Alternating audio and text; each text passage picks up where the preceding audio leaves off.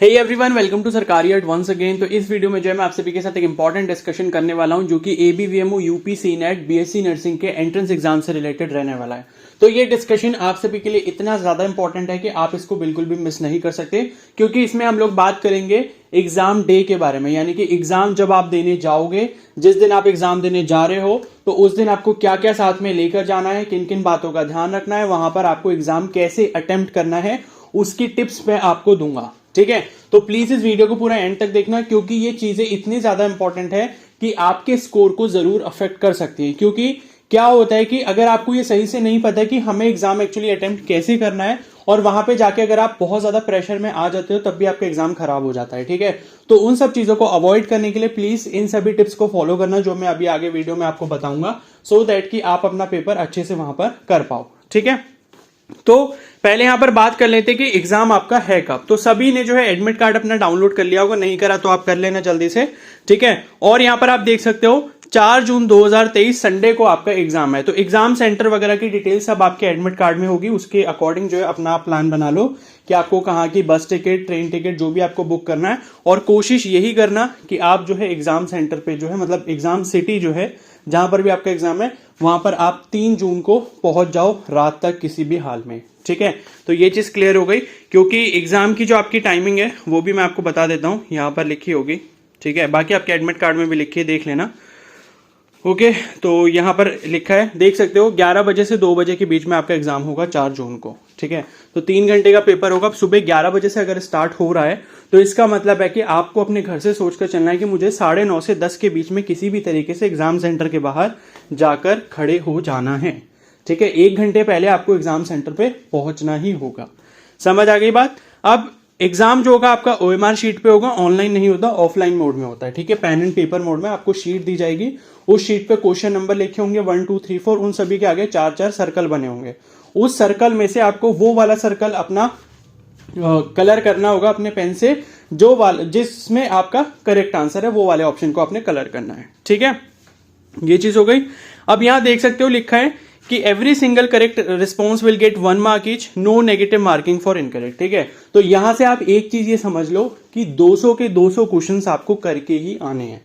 ठीक है, जो सही से आते हैं पहले उनको कर लो, जो नहीं आते होंगे बाद में तुक्के लगा देना सभी क्वेश्चंस में। ठीक है, और सब में ऐसे लगाना कि अगर बी लगा रहे हो तो सब में बी लगा देना, सी लगा रहे हो तो सब में सी लगा देना।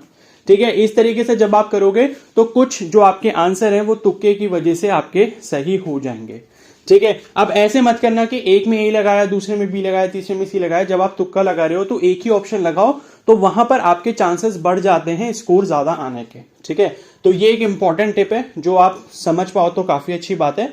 लेकिन पहले आपको वही क्वेश्चंस अटेम्प्ट करने हैं जो आपको बिल्कुल अच्छे से आते हैं। एंड सबसे पहली एक बात ये समझ लो, 3 घंटे का पेपर है, 180 मिनट आपको मिलेंगे, 200 क्वेश्चंस आपको वहां पर दिए जाएंगे। और अभी हम लोग आगे एडमिट कार्ड के इंस्ट्रक्शंस की बात करने वाले हैं, तो थोड़ा सा वेट करो। तो 3 घंटे का पेपर है, 200 क्वेश्चंस होंगे, तो टाइम थोड़ा सा कम है। ठीक है, इसलिए एक क्वेश्चन पर अटक कर नहीं बैठ जाना है। ठीक है, पहले क्वेश्चंस क्या है, एक बार आपको अपना ऐसा करना है कि 1 घंटे के अंदर अंदर, मतलब 45 मिनट में आपको पूरे के पूरे 200 के 200 क्वेश्चंस देख लेने एक बार। ठीक है, एक क्वेश्चन रीड करा, आंसर आ रहा है, टिक लगाओ वरना आगे बढ़ो। ठीक है, फिर सेकंड वाला रीड करा, आंसर आया, ठीक है, टिक लगा दो पेपर में टिक लगा सकते हो। ठीक है, पेपर में टिक लगाओ और उसके बाद आगे बढ़ो। 45 मिनट के अंदर आपको ये काम कर लेना है। या फिर आपको अगर आपके पास क्लॉक वगैरह टाइम वगैरह नहीं पता चल पाता, तो कोशिश ये करने की जल्दी से जल्दी आप पूरे के पूरे 200 क्वेश्चन देख लो, और उसमें जो आपको जितनी जल्दी आ रहा है उस पर टिक लगा के आगे बढ़ते रहो। ठीक है, और पहले जैसे ही 1 घंटे की बेल आपकी लगेगी, ठीक है, हर घंटे पे बेल लगती है या कुछ भी आपको वहां पर बताया जाएगा कि 1 घंटा हो गया या बेल लगेगी, कुछ भी ऐसा होगा, 1 घंटे के बाद आपको टाइम पता चल जाएगा कि अब जो है 1 घंटा हमारा पूरा हो चुका है। तो 1 घंटे में आपने अपने पेपर में जितने भी क्वेश्चंस टिक लगा लिए होंगे, उतने के उतने क्वेश्चंस अब ओएमआर में आपको सर्कल फिल करने हैं उनके। ठीक है, तो ऐसा करोगे, क्योंकि बहुत सारे बच्चे क्या करते हैं, 2-2.5 घंटे तक सिर्फ पेपर लेकर ही बैठे रहते हैं और उसमें ही क्वेश्चन टिक लगाते रहते हैं, सॉल्व करते रहते हैं, और ओएमआर में फिल करते नहीं है। और लास्ट के आधे घंटे में जो है ओएमआर फिल करने आएंगे, उसमें होता क्या है, आप इतने ज्यादा प्रेशर में होते हो और आधा घंटा कैसे आगे बढ़ रहा होता है हमें पता ही नहीं चलता है।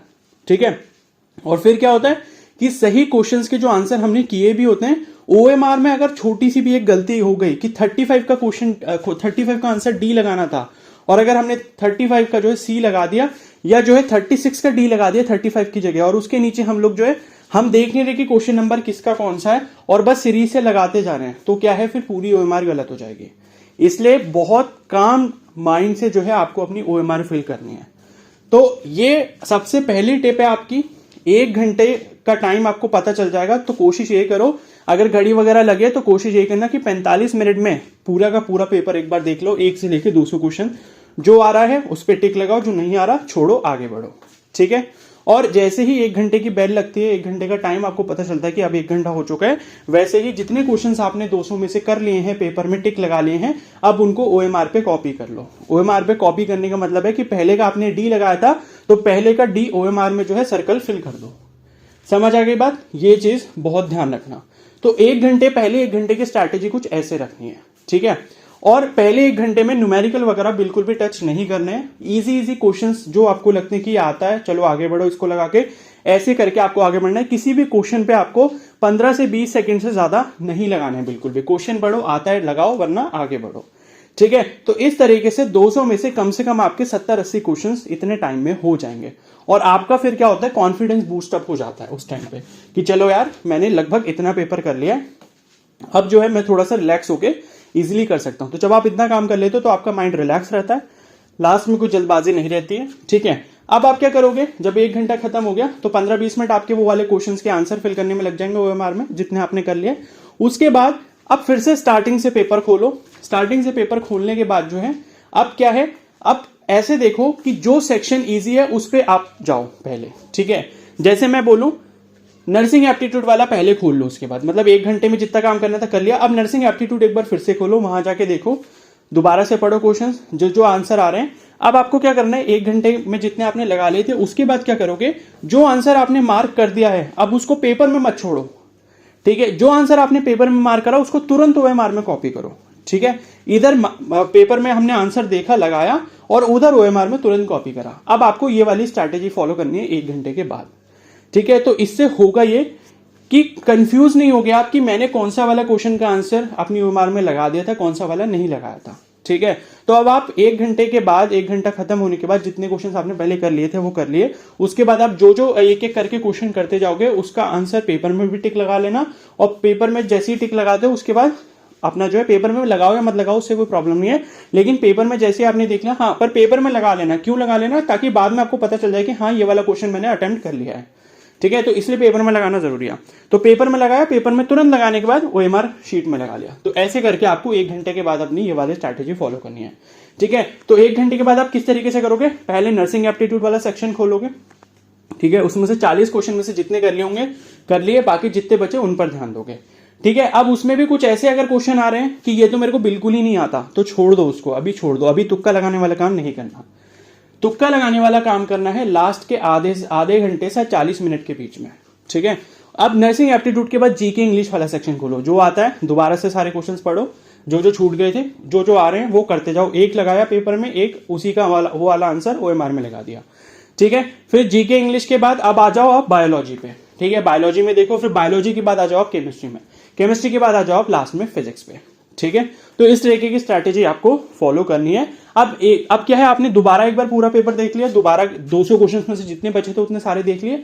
अब लास्ट के जो आपका आधा घंटा या 40-45 मिनट बचे हैं उसमें बस आप तुक्के लगाने का काम करो। जितने क्वेश्चन बचे हैं अब कोई फायदा नहीं है। अब आपको लगता है क्वेश्चन पढ़ते हो कि हाँ गलती से आपको आंसर याद आ जाता है तो वो वाला लगा दो, अदरवाइज कोई भी एक ऑप्शन सेलेक्ट कर लो कि यार मुझे सी लगाना है सब में, तो सब में सी लगा दो या सब में बी लगा दो, ठीक है। तो इस तरीके से करना आपको अपना पेपर अटेम्प्ट, और 200 के 200 क्वेश्चन करने, क्योंकि नेगेटिव मार्किंग यहां पर है नहीं। तो ये कुछ आपकी टिप्स हैं जो आपको हेल्प करेंगे किसमें, एग्जाम का स्कोर बूस्ट करने में। अब बात करते हैं एडमिट कार्ड के इंस्ट्रक्शंस की कि क्या क्या लेकर जाना है और क्या नहीं लेकर जाना है। तो रिपोर्टिंग टाइम 9 बजे, मतलब 9 बजे आपको एग्जाम सेंटर पे पहुंच जाना है। वैसे तो देखो पेपर 11 बजे स्टार्ट होगा, 10 बजे तक आपको किसी भी हाल में पहुंचना ही पहुंचना है। 10 बजे से ज्यादा लेट आप नहीं कर सकते। तभी मैंने बोला 9:30 से 10 के बीच का अपना टारगेट लेकर चलना है, ठीक है। और 10-15 के बाद आपकी एंट्री बिल्कुल भी अलाउ नहीं होगी, और उसके बाद जो 30 मिनट्स पहले ही जो है गेट वगैरह सब बंद हो जाएगा, ठीक है। और in no case duplicate admit card would be issued at the examination centre, ठीक है। तो किसी भी हालत में जो है डुप्लीकेट एडमिट कार्ड जो है वो आपका इशू नहीं किया जाएगा, आपको अपना खुद से लेके जाना है और कलर्ड प्रिंट आउट निकालना, ठीक है। कलर्ड प्रिंट आउट अपना इसका एडमिट कार्ड का आपको निकालना है ठीक है। फिर है the candidate must not mutilate the admit card, ठीक है। ये सब छोड़ो, जो इंपॉर्टेंट चीज़ है वो मैं बता देता हूँ, ओके। और फिर नेक्स्ट है the candidate must ensure that the question booklet along with OMR sheet and office copy is handed over to the, ठीक है।